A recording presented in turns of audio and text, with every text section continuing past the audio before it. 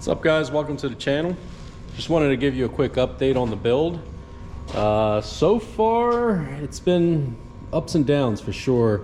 We got the motor all finished, and yeah, let me show you what we found.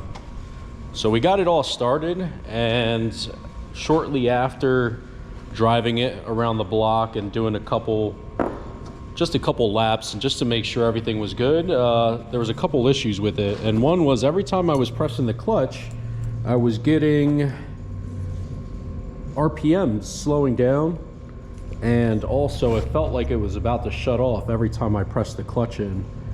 So I took down the oil pan and pulled the rod caps off, and sure enough, you could see some wear on the end of the main cap bearings. Each of them has slight wear on that right side. A couple of them were pretty bad. This one was not too bad. There was a slight edge wear right there, but the main thing that was fucked up are these thrust washers. This is literally, I don't know, 30 minutes of driving. So what happened was, let me see if I could show you over here. When we put this motor in, this is a competition twin disc clutch, or I'm sorry, not competition, it's a Clutchmasters twin disc. So we installed that twin disc, and we left the old pilot bearing that was in there.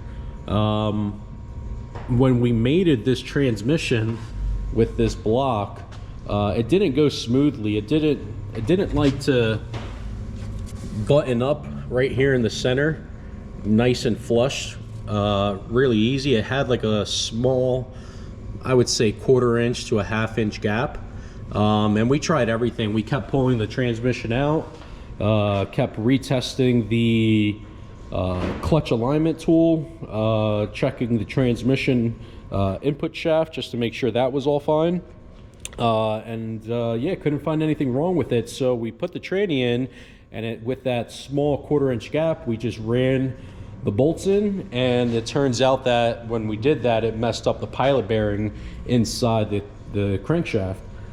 So with that pilot bearing now pushed in more, just because it wasn't laying in nice and flush with everything, every time I was pressing the clutch, it was forcing the crankshaft over and wearing down that inner thrust washer until it finally had enough space in there where that thrust washer just shot out of the block and started making a bunch of noise every time I pressed the clutch in.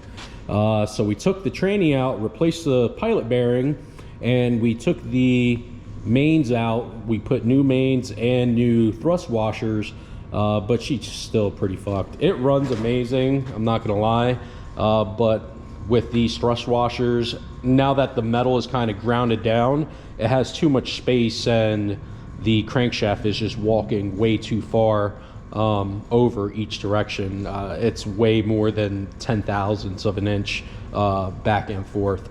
So this thing's gonna need a new block. It sucks, but I figured right before we take it all apart and put a sleeve block in this thing, since it runs pretty good without touching this clutch, I figured I'd just start it for you guys real quick just to see what it sounds like before I take it all apart.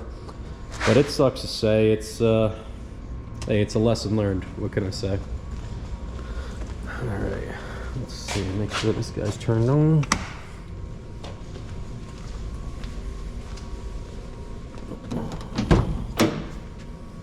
Ugh, I hate getting in this thing.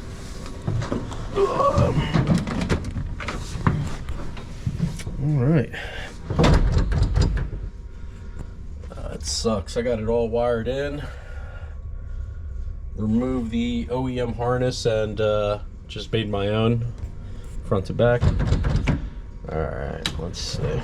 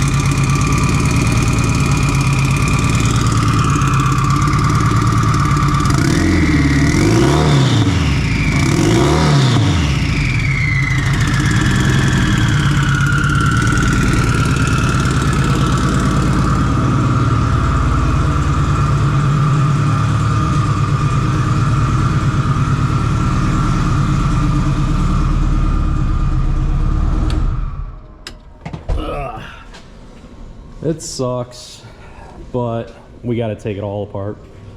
It is what it is, you know, learning process. And you know what they say, if you're going to take it apart, might as well go big or go home, even better. So this is a OEM sleeves with boost line connecting rods and Wiesco pistons.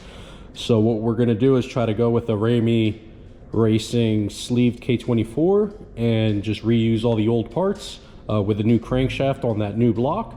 So hopefully that'll fix that issue. And yeah, so we'll go from there. I'll keep you guys updated. Thanks for watching.